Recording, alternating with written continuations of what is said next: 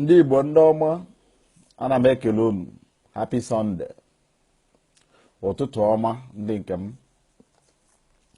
Ka ekuru mere. Unu abụọla chi ya. Eji m ohere a na-ekele ndị niile nọ na ndị Igbo Congress na peji anyị, na-akwado anyị, na-enulite anyị, eme anyị ka anyị mara na anyị nwekwara ụmụnne n'ebe dị iche iche, ndị nke na-asa anyị jisi ike na-anọkọta ọnụ na-eme ka omenala ndị Igbo, omume ndị Igbo na-aga nke ọma.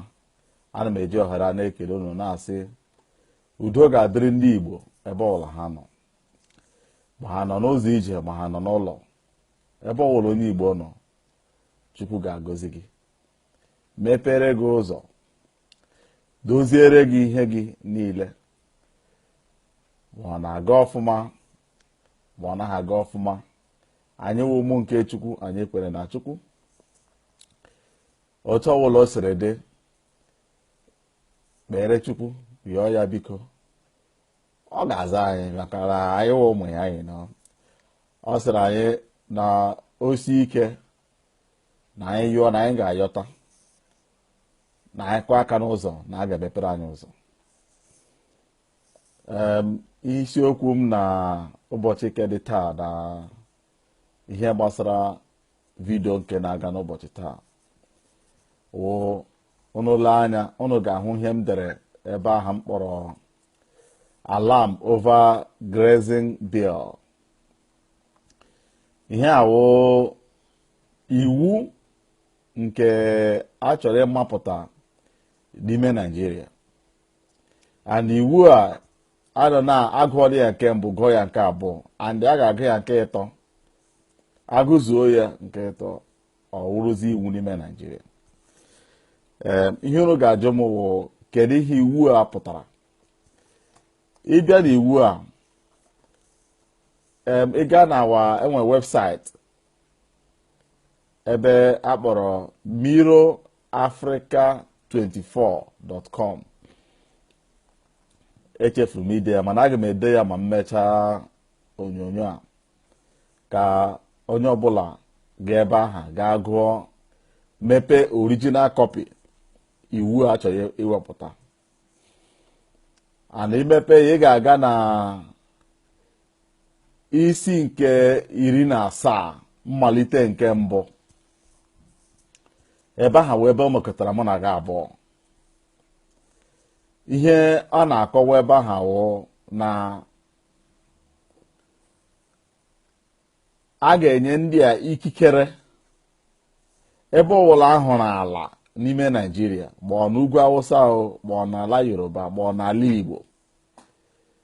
Onye Awụsa na-azụ nnama si na ala dị m mma, na achọrọ m ịkụ ahịhịa nnama m ga-eri. Federal gọọmenti nke nọ n'isi nọ n'Abuja, ma ọ bụ gọọmenti nke nọ na steeti gị, agaghị enwe ikikere ịsị mba, maka na iwu a enweghị ikikere iwere ala gị ahụ. Ndị Awụsa bịa kụọ ya ahịhịa, egwu gara eri, ọ nnama ha gara eri. Ha kpụrụzie nnama ha bịa ebe ahụ na-azụ nnama ha. Igosi gị na enwere ndị nwe obodo Nigeria. Mụ na gị abụọ ka a na-achọ ịkọwa na anyị enwe ezi ikikere asị ndị nwe obodo, maka mgbe ị na-eme iwu ka iwu na-aganyere sọsọ ndị nọ n'ugwu, mana ndị nke nọ na ndịda ọwụ nne ji gị na ha. Ị chọrọ ijiri ikikere nke ndị isi nọ n'Abuja were na-anara ndị mmadụ ala ha, were na-akụ ahịhịa nnama ha ga-eri. Mana enwekwere iwu nke emekwere, enwekwere ebe etinyere iwu nke si na ndị Igbo nwekwere ikikere, otu anyị na-enweghị ala n'ala Igbo ebe anyị ga-akọnwe ubi, na anyị nwekwere ikikere anyị ga-ahụ ala dị mma n'ugwu Awụsa, anyị tụọ ya aka, anyị ewere ya kọwa ubi ebe anyị gara akọpụta ihe anyị ga-eri. Ihe dị otu ahụ adịghị. Ma ọkwene onye si na ọ chọrọ ịrụ factory, because ihe eji mara ndị Igbo wụ ịrụpụta factory ma ọ bụ ịrụpụta ihe dị iche iche enweghị otu iwu ha siri tinye aka si na ndị Igbo nwere ikikere ịga atụwa aka n'ugwu Awụsa ihe nke ha chọkwara ihe nke ha chọrọ ime n'ala nke ndị Awụsa. Ihe dị otu ahụ adịghị. Ya were wụrụ akwa m na-ebe, mgbuke m na-eti ugbu a wụ onye Igbo. Ama m na ndị Igbo unu nwere nsogbu na ihe gbasara ịnọdụ ọdụ gụọ ihe edegedege. Obodo Naijiria onye nke chọrọ ịchị anyị ugbu a abụghị anyị n'echiche, ọ gụnyeghị ha anyị, maka na ọ na-arụ aka na anyị kpọrọ ya asị, na-arụkwa aka na oge a na-atụ ntụle nke onye ga-achị obodo na anyị atụnyeghịrị ya. Ya were wụrụ ya na ihe niile ọ gele emewu ihe ga-eme ka mụ na gị na-agba anya mmiri akwa. Ndị Igbo si akapịra nke mbụ ọzọ agaghị eme. Ndị Igbo atụkwa ilulo si a na-eji ehihie achụ ewu ojii gbachi na-ejibeghị. So okwu m were wụrụ ka ndị Igbo onye ọbụla n'ebe ọ nọ, biko si unu bilie ọtọ, jee na njegharị iwe, kwuo n'okwu, mee ka ndị mmadụ mata na ihe nke a na-achị itinye ugbu a na ọwụ ndị Igbo ka ọ ga-akụ n'isi. Si unu biko onye ọbụla onye Igbo n'ebe ọ nọ, ị na-azụ ahịa o, ị na-asụ nkwụ o, ị na-akọ akpụ o, maka egwu erure na ọgbụgba ọgbụgba. Ịghọtago? So okwu m were wụrụ na iwu nke a na-eme, ndị Yoruba enweghị ikikere ịga ebe ọzọ ga-akọ ubi ihe ọla dị ha mma. Iwu a niile bụ maka ndị Awụsa na-azụ nnama. Anyị nwa na-azụ ewu, ana enweghị ebe ewu anyị na-abanye dutara anyị enweghị ala ebe anyị ga-akpụrụ ewu anyị baa n'ime ọhịa. Dịka n'oge mbụ ndị Igbo, onye nwe atụrụ ọ na-achịrị atụrụ ya baa ọhịa, atụrụ na-ata anyị n'ọhịa. Mana ugbu a ala adịghị ọzi, ala nke dị adị arụchala ụlọ ebe niile, and Naijiria nke anyị nwa so n'ọwa obodo anyị, gọọmenti a bụ gọọmenti anyị ncha, mana ọ gịghị ha anyị na ihe ga-eweta ọganihu and ọdịmama ndị Igbo. Ihe niile ọ na-emewo ebe ọ ga-esi ara ndị Igbo ahụ. Ihe mere na anyị nwawu ndị Igbo Kọngres nọ na German jiri sị oge eruole ma anyị ga-eji gwawa ndị be anyị eziokwu ihe otu ala dị, maka ọwụ onye ọbụla na-anọrụ nwe ala gụwa ihe iwu obodo chọrọ itinye. Anyị nwa ma mkpa ọ dịra anyị nwe ego ya maka ọdịmama ndị nke anyị ndị nke nọ n'ụlọ. Anyị agụọkwenene ya hụkwene datụ na enwere ebe ọ ga-esi ara anyị ahụ echi, ana iwu abanye agaghị ewepụzi ya. Ihe anyị na ha ga-alụziwa ọgụ igbochikwene ka ọgụ hapụ ịda. Ka ihe anyị ga-eme wụ ibiri ugbu a gwawa ndị obodo na anyị ekweghị na iwu unu chọrọ itinye. Iwu a awụ ha maka mụ. Mee ka ha mara iwu a ha na-etinye awụ ha maka m, ka o doo ha anya na iwu ị na-eme ichere na ọ maka ka ị were mezie obodo gị. Enweghị onye megi ya ka o mezie obodo. Ihe emega ha ogene ebe ọ na-ara ndị mmadụ ahụ. So ụmụnne m na ụmụnna m, ana m ayọ unu so unu biko, iwu a gafele nke mbụ na sineti, ọ gaala nke abụọ na sineti, nke ọ na-achọzi ịbazi ugbu a nke atọ, and etinyeghala iwu a ala gị, ala nne gị, ala nna gị nọ n'ala Igbo ka a ga-ewerezi kụọ ahịhịa. A ga-akụ ya ahịhịa ndị Awụsa ji azụ nnama, and ahịhịa ha ndị Awụsa ji azụ nnama, onye Awụsa nweziri right ịbịa na vileji gị n'ihu ezi gị bịa kụọ ahịhịa ahụ. ịhụ na akụ ahịhịa ahụ nga aha ọchịta nnama ebe ahụ, and enweghị ihe ị ga-emezi because iwu ha banyego. Iwu ha nọ na news now ebe niile, ndị mmadụ na-eti ka ihe ị ga-eji etinye iwu nye ndị Awụsa na-azụ nnama ikikere ka ha bịa narazi anya ala anya n'ala Igbo. Nna anyị ga-agbara na ndị agbara anyị meziri ihe ọjọọ sịsị ka anyị na ndị anọkọ n'udo. Onye nke chọrọ ebe echi anyị ndị Igbo agaghị ebili ọtọ ugbu a. Ọ ma ọ rawara ahụ na onye ọra gịla eme ọ ga-agbasara m, ọ gbasara m, maka na ọ nwala ndị Igbo ka ga-abịa isizi now, you know, because biil agaghị now. Eji m ohere a ka m gwa ndị Igbo onye ọbụla n'ebe ọ nọ bilie ọtọ gwa Naijiria biilu nnachi pas. Jonathan voturu ya down, Jonathan achọghị ya, mana Buhari ebulitele biil a sorry, inye ndị Awụsa ikikere, and abịa na ga-ala steeti gọọmenti gị enwe ike isi mba, because all from federal ka that commission si abịa. Ịghọtago, anara ga-ala gị akụọ ya ihe eji azụ nnama, so idemisi village gị wụzi ka gị na onye Awụsa, bete enweghị nke ewepụtara dowe maka ndị Igbo ịga echi n'ala ndị Awụsa ga-eme nke ha. Ọ wụ sọsọ ndị Awụsa wụ ndị enyere ikikere ịbịa n'ala Igbo bịa mewe ụmụ ihe ndị a. So ọ ka mma asị mgbochi ọrịa ka ụgwọ, instead of anyị ga-aga ịlụwa ọgụ tomorrow tụwa onye anyị ga-egbu mma, ọ kakwa mma ka anyị bido ugbu a si na anyị achọghị iwu a, biko nọ anyị achọghị iwu a, because onye ọbụla adịla asịara ndị Igbo adịghị good na ị na-research na net ka e bill Nigeria chọrọ pass, ka e new law Nigeria chọrọ pass, but anyị nwa na abroad na the money interest banyere ndị be anyị n'ala Igbo, maka anyị ma na ndị Awụsa na-aghọgbu anyị, ndị Awụsa na-akpa anyị agwa na-adịghị mma. Ịghọtago, because etinye iwu a nsogbu ga-adị o. Etinye iwu a eme ike onye Awụsa sị na owe ji ebe ahịa n'ụlọ ka ahịhịa nnama ya ga-eru, abịakwa ahịhịa nnama dị ya chere nnama bịa dị ya. You can never stop him. Ime gị ike akwụsị ya, ịkwụsị ya ugbu a ọ ka afọ otu ugbele ka agụchi iwu a. Onye ọbụla bilie ọsị Naijiria iwu a wụkwara aha m, iwu a wụrụ aha ndị Awụsa, and ị gaghachi Naijiria in the sense that na ị ga-eme ka ọ na-agahiri soso funde. Anyị ga-eme ihe ebe ọ ga-abalansịrị onye ihu balansịrị onye azụ, and onye Igbo bilie ọtọ, unu kwuru n'igwe, unu nọ na mitin, unu mechaa mitin, unu afọ na street, make sure that na nụrụ olu unu. Iwu a wụkwara aha m ho ha, and ala m, ala nna m, ala nna nna m wu nke m, enwe onye mụ na gị shai ya.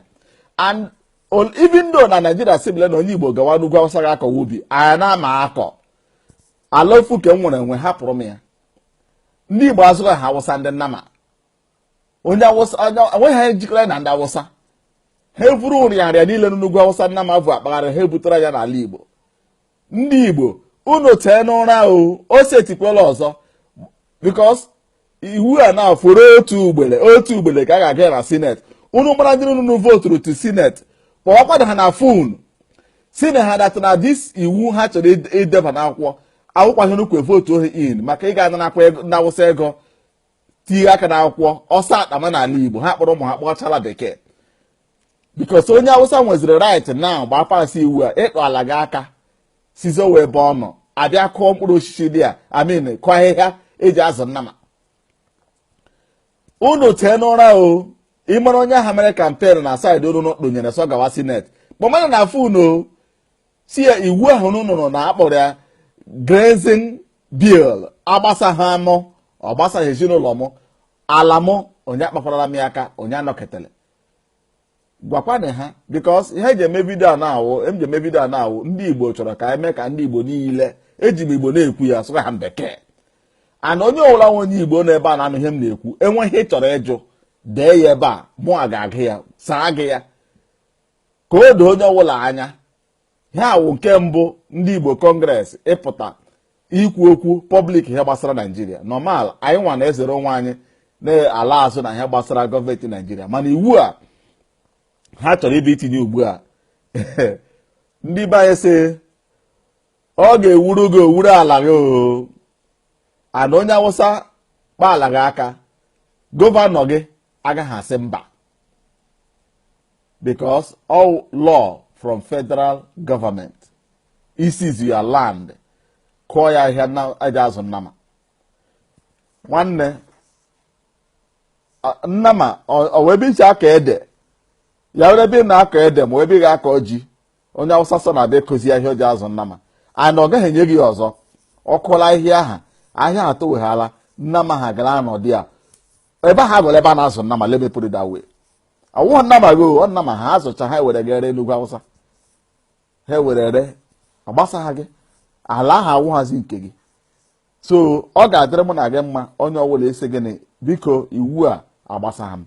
Naijiria biko iwu a unu chọrọ itinye ọwụkwa n'aha m maka ma ọkụ ga-adawa echi asị na ndị Igbo ebilikwele, ndị Igbo etuwekwele, ndị Igbo alụwala ọgụ.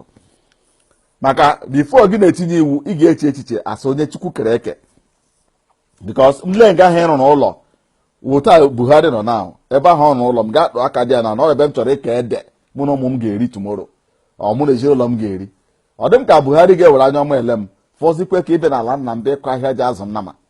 Nna m enweghị nnama nwee ka ọ zụga, so onye akparala anyị aka ana iwu aha sị etili etighe. Ndị Igbo biko na onye ọbụla tee n'ụra, egbu erula na ọgbụgba ọgbụgba. Iwu niile Buhari mere na gọọmenti ya wụ ka o were chie ndị Igbo ọnụ n'ala. Enwere ozi pụtara na gba Buhari winere ọchịchị, mitin ndị Yoruba na ndị Awụsa mere n'azụ ụlọ, etinyere m na YouTube ka ndị Igbo gee, mana ndị Igbo agaghị ebe a na-aga ege ya. Otu a ga-esi onye Igbo na-ere ọgwụ n'ime Naijiria, ndị a na-ere kemist, laịsensị onye na-ebubata ọgwụ, ndị amara ndị Igbo na-atụbata ọgwụ, ha na-atụbata ọgwụ, laịsensị gị mee spai, jụọ ndị keke ha mere eme ya, ma mmadụ ise keke ha mere spai emikere n'ire mmadụ abụọ mmadụ atọ aga ere n'ihe ha. Otu a ka ga-esi jiri nwayọ nwayọ kpapụga ndị Igbo na ntụbata ọgwụ na Naijiria. Ọwụ ihe ndị Naijiria plan. And ebe ndị Naijiria na-azụ ahịa na Lagos steeti, and otu esi plan ya so that ha ga-eresi ndị Igbo ala ebe otu ha nọchara ebe a na-azụ ahịa na Lagos steeti ga-asị ha na Naijiria chịrị use that place, akpọpụ ha gosi ha ala ebe ọzọ, ha azụọ ya develop. Otu a ka ndị Igbo ga-esi develop Lagos, developcha ya ejiri nwayọ kpapụga ndị Igbo. Ihe a bụ ihe akpara n'azụ.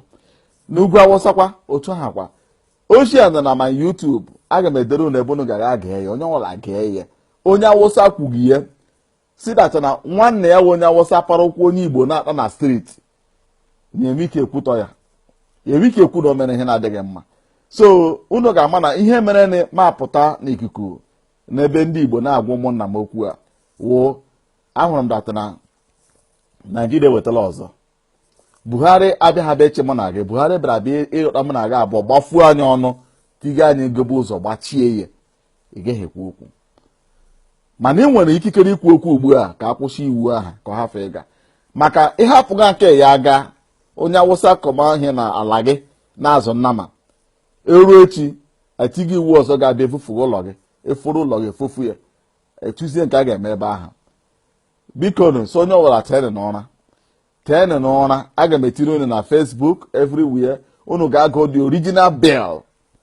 Ndị Yoruba niile na-criticize the bill, but ndị Igbo niile ehighị ụra, and ndị Igbo niile ehighị ụra ọ ndị Igbo ka ọ ga-akụ n'isi tomorrow, because enweghị onye nọ na gọọmenti ga-ekwuru n'ọnụ unu.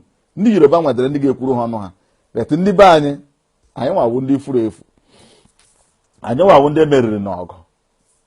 Nsogbu dị o, mana nsogbu aha ga-ebi ma mụ na-aga abụọ biri ugbu a tiwe mkpu deme na ebe niile, gbolite m olu kpọma ndị senators si aka anyị akwụ ha kwa n'iwu a. Unu mana kọmuniti onye sinetọ olochi unu ga-ebe aha gaghị emiti nze ichie eze n'ebe ahụ, sọkpụ akwa nwatakịrị oziri ozi n'isi mmiri na iwu ahụ na-achọ akwa ka ọnwụ isi ka akwụkwa ka egwuregwu amụkwa onye ga-asa agwa ha ya mụnwa na ala bekee ọkpamakpụ kpogote ndị kem ebe a onye ọbụla nọrọ ebe na-agbuchi onwe n'ebe ahụ na-egbuchi onwe unu. Mana anyị na-ekwu ka ọ dị mma ka ha felụwa, ka ndị Igbo nwere ọnụ ha. Ndị Igbo unu tinye anya na gọọmenti, ndị Igbo tinye n'anya na gọọmenti. Unu arụkasịla onwe unu esizila onwe unu imi, unu chịkọta onwe unu tinye aka na gọọmenti ka unu nwee ike nwe gịnị ịzọta ọnụ unu. Ndị fukwuru efu ka anyị woo ha, ana m agwala unu yo, ndị furu efu ka anyị wụ, because enwe onye anyị nwere n'isi mmiri. Ndị ka anyị nwere ebe ahụ Buhari achịchịala ha niile, were ụmụnne ya fajuo ma na the whole position niile n'ime Naijiria. Enweghị ezikwa ebe onye Igbo ji, ha were onye Igbo nye wụ ceremonial dịka ka e nyere nna anyị Zik iwe na-enweghị ka o ji zụta anyị right anyị. Biko nụ anyị nwa asọ nwatakịrị kpọrọ nna ya otule ma nna ya na-eto, nna ya sị nna m oruru nna gị n'aka because ị ghọọla nwoke, ị mara ka ha mere emejie ebe nwa gị nọ. Anyị nwa na-asị na Zik emekpeghara anyị mana o ruru anyị n'aka. Elezi ka anyị na-emere ndị ka anyị.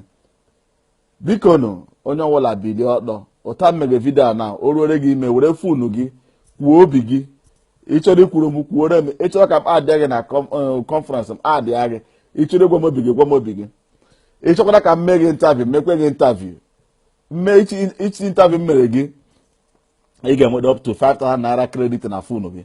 Ọwụ otu anyị si akwụghachi gị ụgwọ. Anyị jọsụ ka ikwuo obi gị kwuo ihe dị gị mma, ọgwụla, because ihe ndị a na-eme ebe a adịghị mma. And unu mekwuo ndị bụ unu invite onye ọbụla, ma onye Igbo n'ọbụla ebe ọbụla ịma nọ na Facebook mee ya invite ka ọ like ya Igbo Congress. I need more likes.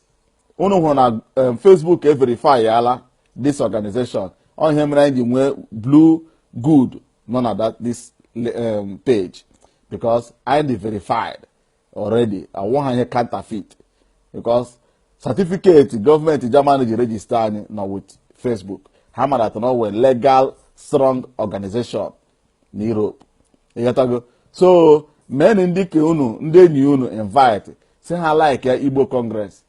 Dị mụ anyị na-ebu ibu, dị mụ okwu ụlọ anyị na-ekwu na-ada ọda. Gọọmenti chọrọ ime ihe anyị kwuo okwu ọda ọda, mana abịala anyị ka nọ 545 likes, while ndị Igbo juru ebe niile nọ na ịntanetị ebe niile. At least ndị Igbo like wade say na ọ na-akụ 1 million now. O temere video na Nigeria ga-adị force watch ya, mana dat na olu ndị Igbo ekwumene o na ha chọghọkwa ha. Then a bro negotiation. From negotiation, I'll water ya down ka ha ga there. So ana m ayọ unu mee ndị mmadụ invite onye ọbụla like Igbo Congress nọ na Germany, because ha na-epush word mama ndị Igbo to ga-esi adịrị ndị Igbo mma, you know. And enwechara ihe ndị anyị chọrọ ị na-ewetara n'ala Igbo ịbịa mere ndị n'ala Igbo, mana anyị amaghị ebe na ebe anyị ga-aga. So ya mụnụ ga-esenwu foto ndị nke nọ n'ụlọ, post unu dee ihe na our page, post pictures ma ebe ihe na ụzọ na-emebi emebi n'ala Igbo, ma ebe skuulu na-ada ada, ụmụ ihe ndị ahụ, then anyị nwa consider ndị ka anyị ga-abịa imere, then anyị abịa mere unu, you know. Ndị ọbụla ọ dịrị enweghị ndị anyị na-ahọrọ, ha ga-emewu achịkọtacha ha niile eme ya by vote. Ndị ọbụla ọ dapụtara anyị abịa meet unu mere unu ka anyị ga-emere unu. So anyị na-emere ọhịa anyị chọrọ imere ụmụnna anyị, na-ayị unu si unu biko gosi anyị ihe unu chọrọ ka mezie na community unu. Ndị ọbụla zite nke ha na peji anyị na Facebook ihe na ndị Igbo Congress, then ọ ga-eme anyị ikikere anyị mezie ballot, etinyecha foto niile ma aha ndị obodo dị iche iche. So ndị ọbụla họpụtara anyị ga-esend delegates ga-abịa ebe ha inspect everything, mana ego ọ ga-akọsụ. Then anyị nwere ike sizie ebe a zie ozi abịa rụzie ihe ndị ahụ. Ọwụ ndị Igbo Congress na-eme ọhịa ihe ka anyị na-eme, you know. And nweghị ndị Igbo anyị hụrụ dege ihe ebe a, ọpọn na anyị na-achọ n'ime ka ndị Igbo na-enwe interaction ebe a na-ekwu okwu. Ihe awụ one of the verified Igbo organization na Facebook. Biko unu gbalịa na-ede ozi dị ya na-ezite, ma ebe ụzọ ebe mmiri na-emebisi ụzọ, ma ebe kwesịrị ịrụ culvert, ma ebe kwesịrị imezi primary school, maybe primary school na-enweghị oche, or secondary schools n'idiri locker, you know. Ọwụ ebe nwere maternity home ekwesịrị ịsụda 1-2 equipment. Anyị ike meet German government here, ha ebighị anyị some equipment free, anyị butere unu, but anyị agaghị emenwu ya without ahụghị ebe na ebe a ga-eme ya. Biko unu zite anyị foto and aha obodo dị iche iche. Orukwere unu itinyekwe nọmba onye ma ike ịkpọ ka a na-verify all those things in case ya ma ọ danyere unu na ọnwụ nwa ka ọ taghị eri iche mmadụ. So okay, this community ka anyị ga-aga mee ofu ihe. So ọ gwụla ọdịmama ihe anyị ga-emenwuru ndị ike anyị. Udo dịrị unu. Enwekwu n'okwu na-adapụta n'ụlọ chọrọ ka anyị manye ọnụ, anyị ga-amanye ya ọnụ, you know. Anyị na-eme ka ọ dịrị ndị Igbo ọ nọ n'ụlọ, ọ nọ n'ụzọ ije mma. And onye Igbo ọwụla gị nọ na German nwere nsogbu immigration, kọntaktị kwa anyị nwekwuru ikikere ịtụrụ ekwe weti anyị ya, ma ọhịa mbula akwụsị bula agodi gị ma ihe okwu gị ọnụ. Ọhịa ka ndị Igbo nọcha na-eme ka ọ na-agazi. Udo dịrị unu ụmụnna m, dịra ndị Igbo ebe ọla ha nọ, gaziere ndị Igbo. Achọrọ m ka ndị Igbo kwụkọta ọnụ, onye ọbụla n'ebe ọ nọ banye n'otu ndị Igbo ebe ọla ndị Igbo nọ n'obodo unu, ọ ebe ọla ị nọ banye n'otu ya mere nọ n'ime Nigeria, soro ụmụnna gị na-eme ihe ọla na-eme ka ahụ nọ na-agazi. Udo dịrị unu. dịkwara anya nwa n'ebe a mana iwu nke m na-agwu na aga m edere unu oge na-adịghị anya ma mmechaa vidio a ka unu gaa na that page unu ga-ahụ the original page that bill ga-agụ section 17 verse 1 ebe onye na ikikere ịnara ndị Igbo all their land or ịnara people all over Nigeria ebe ọla ahụrụ ndị Awụsa si ebe a dị mma to plant their seed eji azụ their cow. So the federal government will take that land from you and give it to them. Can have plant that thing. So it's something that Iwo will pass in Nigeria will harm Igbo. That gave me the opportunity and the morale. Epotana bia gwandi Igbo say, "Unu push oki Iwo half ega. Push unu right push ya. Unu chore motation mia. Unu ju ajuju aga gu notation mia. Ka Senate mara that na cho that bill. They vote ya down because udo dịrị unu dịkwara ndị Igbo Chukwu ga-agọzi ndị Igbo ebe ọla ha na anyị wụ ụmụ nke Chukwu ihe ọla na-emene anyị egbu ikpere n'ala yọma Chukwu ọ ga-aza anyị udo dịrị unu anwụchila aha m wụ Zebedi ejilike m ụwa Korea